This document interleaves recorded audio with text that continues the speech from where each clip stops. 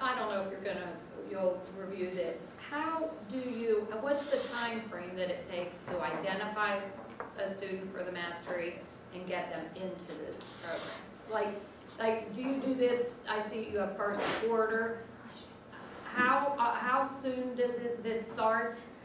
In the first quarter, what we normally do is when we do grade verification, so before report cards are even sent, but when we do grade verifications, Ms. Clue in the office pulls a report for me of students who are failing.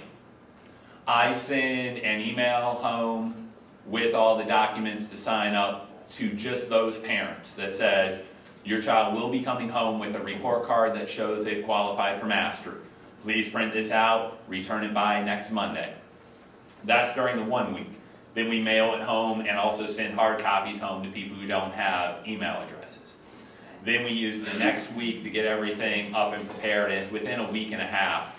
And we try as much as possible to give continuity by doing a Monday through Thursday and Monday through Thursday. But we don't want to wait until we get full weeks. So sometimes, since we have a Monday off, we do Tuesday, Wednesday, Thursday, the next full week, and 1 day the week after. We, as much as possible, would like to have it 2 weeks where we have a Monday through Thursday, but it's more important to get it done quickly than wait for full weeks where we can do that. So usually from the end of the marking period till the day they start is under about a week and a half. The classroom teachers, as we finish a quarter, we have paperwork to identify our failing students. So we have a mastery paperwork to fill out that says this student failed this course, and you can list the skills that this student, you can list the specific skills that this student had a deficit in that they need remediated, it depends. There's a working relationship between the mastery teachers and the other classroom teachers, and sometimes they'll do both. They'll identify the skill, but they'll also give a progress report that shows all of their grades so that you can easily see what they did poorly in. And we get those right away so that we can start preparing even before we know exactly who's going to return the permission slips, because the vast majority of students who fail will do this program. We have very few that don't. So we can use that week of preparation to get ready for them to come in, and we don't have to wait until we get the list from the office of exactly who's going to be in our classroom. We can already start to get prepared for them. Because within, like within the first 9 weeks, you can see who's already going to need that remediation. Right. So you guys don't do anything before that time. Well, the mastery teachers don't. Of course, the regular classroom teacher will have been trying, and we do have other programs at our school. We have a homework help that runs 2 days a week. We have an after-school study hall that runs 4 days a week. So prior to there are steps that the classroom teachers try to do before the end of the quarter to try to prevent these kids from failing. But then if they refuse to do that or fail anyway, then we have the mastery. Okay. Thank you. And I see my time's getting short, so I'm going to gun through some of the stats a little bit. But the second quarter, there were 86 students, 22,512, which would be the equivalent of 334 instructional days if you had a 7.5-hour day. So again, a lot of opportunities for remediation. Historical data, this is one thing that someone brought up. Over 95% of students who qualified are participating. And the amazing thing to me this year was the amount of students who fail only one course, like fail health with a 69, whose parents still say, you need to go to mastery. I was amazed by how many people that it'll only up you to a 70. Even if you have a 69, the highest grade you're getting at completion of mastery is a 70. I was amazed at how many parents in our school district feel like because you couldn't get that, even though you're only going to get 1 point, you need to be enrolled. So 95%. Now here's quick stats, I'll read through them quick. What this basically says is students who were in for a single marking period and only failed 1 course, this is some historical data that Dr. Witham got when he was principal, they increased 7.2 percentage points, and that's over the 70 that their grade is adjusted to. So basically students who only failed for 1 quarter, the next quarter got a 77 in the course that they failed. So the increase is actually more than 7.2%, because that's off of the 70, and all of them were in there for less than a 70. Students who participated in the first and second quarter, on average, increased then 6 percentage points. So it has shown in class benefits. This just says that most of the students, 79%, stay at or above the same proficiency level on the PSSAs, because that is ultimately a very important, we can't hide from PSSAs, everyone has to give the PSSAs, and they are important to all of us. And that included 34 students who remained net proficient or advanced, 14 students who gained 1 or more levels. And again, sorry I'm gunning through this, but I talk a lot, so I gotta go quickly. A couple little effects. During the 3-year period before Mastery was started, there were 19 students involved in summer school. The first year, only 12 students entered summer school, 11 successfully completed.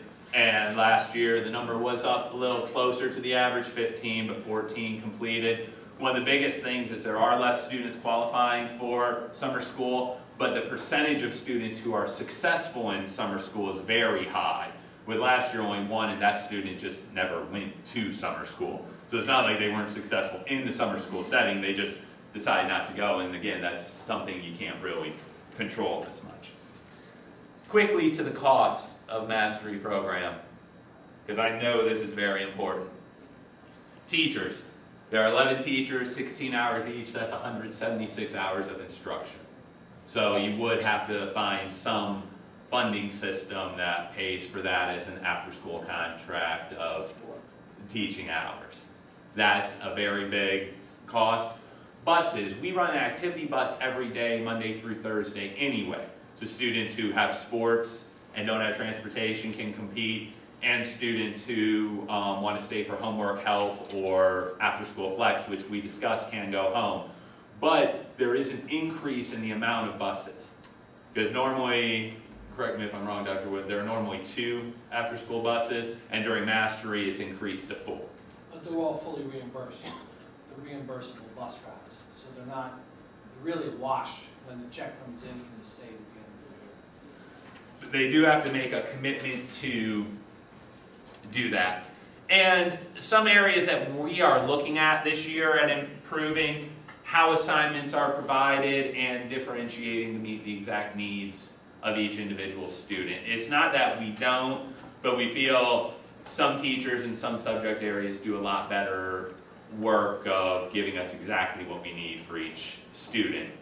So we just have to continue to work and improve. And I'll turn it over to questions and the teachers here if they have anything to share, because I know I'm a couple minutes over already. I wanted to share quickly with the cost. This costs nothing to our students. This is provided free of charge to the students and their families. So really we wipe out between the homework help 2 days a week, the after-school flex 4 days a week, the Mastery program that we offer. There is no excuse to fail at Yellow Breeches Middle School. You know, it is an active choice not to do well if you are failing subjects. What is not free is summer school. Summer school is very expensive. So if your child says, "Oh, I'm going to make it up next marking period," and they don't, and it snowballs, then they have to pay $260 next year is the summer school fee, and then of course your summer gets all changed around with the fail level. If you want to know the total bill, it's run about $20,000 per year over the past 3 years. The first year we got money as a pilot and ran it. The second year we ran into the budget brick wall. We presented the results that kids were, after the 70% was adjusted, and that was the first 2 years of the program now has been pretty consistent, a 7% increase. we prepared as an administration a list of cuts to the board to make the budget work. And we had the mastery program on there, but we also had the mastery data. We also have a very supportive community for this program. So when we said to the board, we love this program, but when you talk about what you have to do versus what you want to do, they left it intact. They just said next, cut above it, cut below it, but left the program in place. And they just don't. Frankly, we spend more on baseball than we do on mastery program, and baseball is any of our big sport.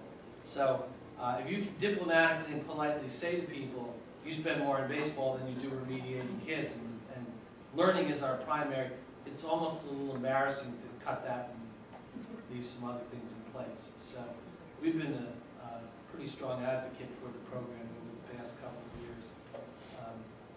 I think it changes kids' attitudes too.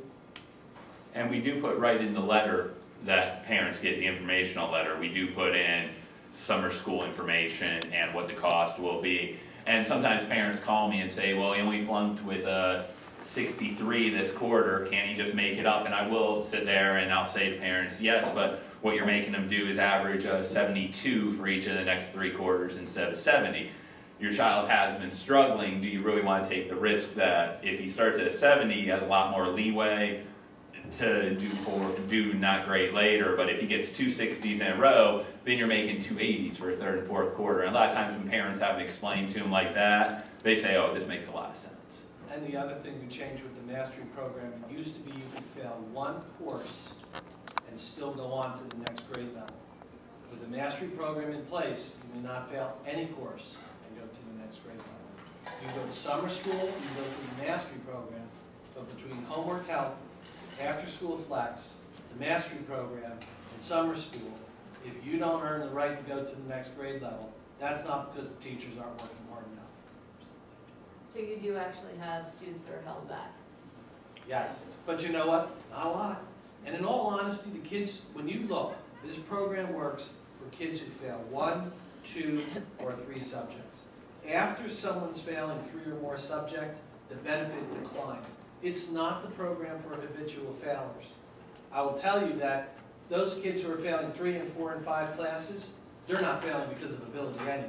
It's nothing to do with ability. There's no correlation there.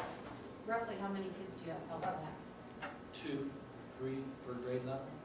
2, eat that. Minimal. I mean, How many students do you have in middle school? 500. 520 something in the 520s. 180 per, in between 160 and 180 per grade level. And you cannot measure the benefit that comes from Carla Laura or Amy Martin or Sharon Snyder or Sue Reuter putting their arm around a kid who's frustrated and failed, they come after school thinking they're going to be punished, and they don't find teachers in that program who are there to say, this is punitive, because that's all summer school was. We had people who did not want the mastery program because they didn't feel it stuck it to the kids the way that summer school did. And as soon as we removed that barrier and made sure that we employed teachers like this, it made a difference in the lives of those kids that's not measured on standardized tests. And I will absolutely say that there's a greater connection between some of our most disenfranchised students and the teachers that serve them that make our schools safer, that have nothing to do with getting 7 points better the next marking period. Good job.